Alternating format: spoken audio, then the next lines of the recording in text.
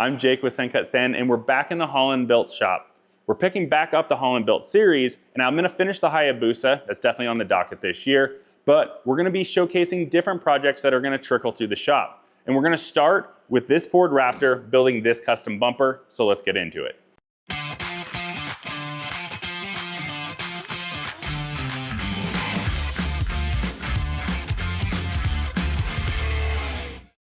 This first project, we're working with our film crew. These guys do awesome cinematography. They shoot tons of car commercials and other off-road adventures. And one of the things that they've had a difficulty with this Ford Raptor is dragging the back bumper, having that departure angle being too low. And so with this, we remove that bumper. We're gonna design a new one that's gonna be key points of lightweight, has that higher departure angle, gives them a little bit more ground clearance that they need. And we're gonna sprinkle in a couple other features that is specific to what they do on a day-to-day basis. So with this, I've already taken all these dimensions. We have it in the CAD. Let's jump onto the computer and talk through all of the different features that we're gonna use SendCutSend for and how we're incorporating that tube. So let's go check it out. So we're gonna start with just those two mounting points. So these are the existing mounting points that are on the truck that we ended up doing from the reversal process. From there, we're going to make an adapting plate. So the right base plate and theoretically our left base plate would be our mounting points for the bumper that's going to be mounting onto it. So this is where our starting point is from the bumper. We can build out the box that's around this, and we're going to be doing this by essentially establishing a tube across here, and then we're going to be building out these flanges on each side of those base flanges that we're mounting to the truck to essentially establish where that bumper location is going to be. This Docal tube right here is going to lay into a coped area here from the laser, and then we're going to end up using a little tab and slot for self-fixturing when we're doing the weld up process here. We can now show that we did this on both the left and the right, and then we can add in this top step area here. Now we have this analysis feature here. We're going to end up having these tabs sticking up through the top plate here. If I go ahead and turn off that analysis, you can see that that extends all the way through. Those little tabs right here, we're just going to do a fusion weld in this area, and then we're going to end up tying that tube in here, probably just adding stitch welds across the top. We added a lot of little features, little tapped holes and stuff for a lot of the different mounting points for the film team to use. Now we can go ahead and add these covers on the back side here. These covers are just a quick way to keep dirt and everything out of that area and kind of finish up the look. From there, we end up having these squares cut out here. We're going to end up using a square tube to kind of tie in the bottom of these buckets. These are going to stick through slightly, so we ended up doing a 20 thousandths tolerance on the outside of these, and that allows us to extend that tube straight through. We can then add this mid plate here. This mid plate is also tabbed up to the top. This is going to add a little bit more rigidity and kind of shore up the entire bumper, making sure that it's all good left to right. And it has the cutout here in the middle, so that allows us to have our hitch assembly to come through. This is going to just be cut. We're going to go ahead and order this yellow part here. From there, we have these outside right and left supports. These are also tube here out of the same size tubing that we have for the top rail. This is it. We're just going to hand cope these in and weld them in as those little gussets, kind of completing that cosmetic look on the outside. And the last thing is we have our tow hooks being inserted on the bottom and our end caps on the outside of our tubes. Now that we have that full bumper here, let's go ahead and send it off. We have all of our SendCutSend parts in here. We have them essentially across the back of the truck here. We have our base plates as well as all of the side gussets. Everything looks exactly like we wanted to. We have our tapped holes done already. While that was getting cut out at SendCutSend, I ended up finding somebody that could bend this radius around on this Docal tubing that we're going to be using for that back bumper. This is going to give us a little bit of a cleaner look and a finished approach on this Ford Raptor here. So from there, what we're gonna do is we're gonna do the entire assembly on the back of the truck. This is gonna make sure that everything is nice and square to the truck, since it's not necessarily a perfectly square truck. It's been used and abused a little bit. And we're gonna start by just assembling our base plates to here and then building it outwards having this tube on there to make sure everything looks level and has that nice finished look. So let's go ahead and start that build montage.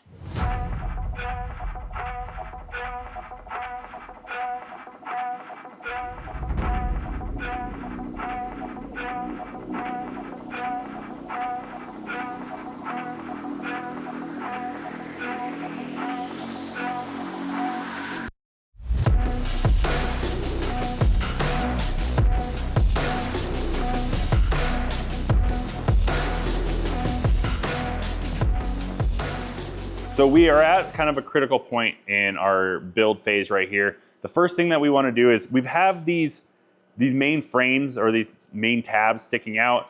We have very, very light tacks on this bar. And the first thing I want to see is, one, if this bar is level to the back of the bed.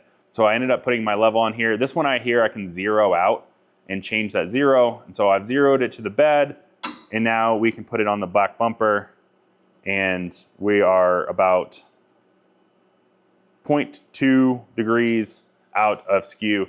We do have a lot of slots on the side of this thing, so we can do some really, really fine adjustments later on, but within 0.2 degrees, more than happy with that.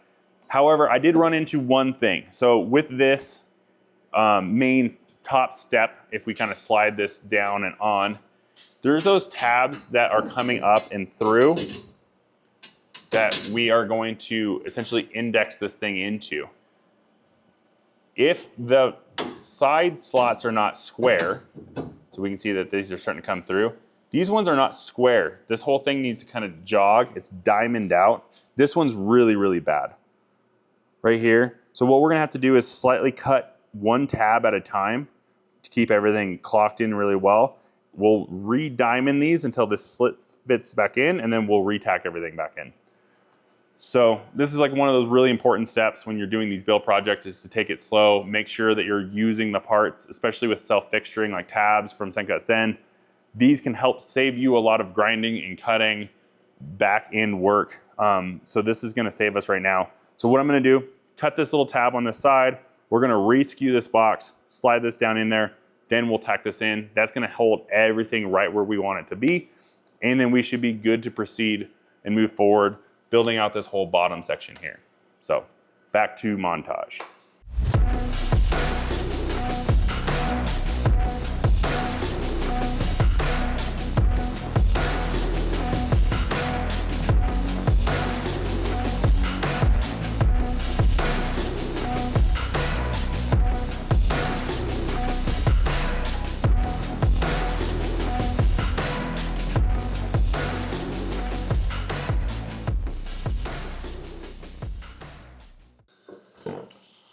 All right, we have this bumper is now leveled out. We have that top foot step tacked in. Took a little bit of persuasion to get these boxes squared up, a little bit more hammering than I'd like, but we're having a lot of things come together at the same time. One, we're dealing with the existing frame of the Ford, as well as having all of the different tolerances of our tabs, this plate, a little bit of warpage, this pipe having to come into place at the same time. But I'm really, really happy with it. It's completely level. These are now squared up, look really, really great. What is next is now we have this square tubing that we need to put in here between these two boxes. Now that they're final resting positions with respect to each other, we can go ahead and cut that to its final length, get it put in. We have that top plate in here that we need to put in underneath that's gonna index with these tabs here. We're gonna wait to weld or tack in anything up here until we have that plate, so we're not getting everything too fixed in place. We have these tubes right here that we already pre-coped using some 3D printed jigs. These are gonna end up coming in on the outside. This actually is for the other one. We'll get those tacked in as well, and then we'll get that hitch assembly and wrap this project up. So let's go ahead, take our tape measure, get that measurement, and get that square tubing cut.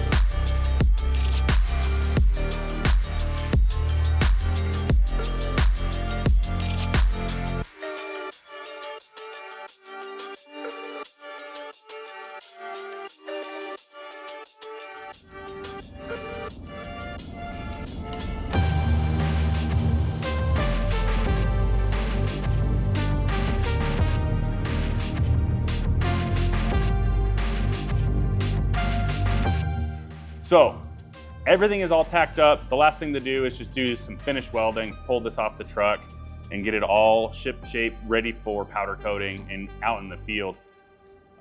First of all, this thing went together really good. There's a couple spots a little too tight on tolerances, so lesson learned. On the next one, we're gonna open up those tolerances a little bit more. But overall, really awesome build. Really stoked to be working with these guys. If you want to get pricing on your parts and work with SendCutSend, drag or drop a step file or DXF onto their website and go check out their merch store while you're there. Thanks for hanging out in the Holland Built shop, and we'll see you on the next one.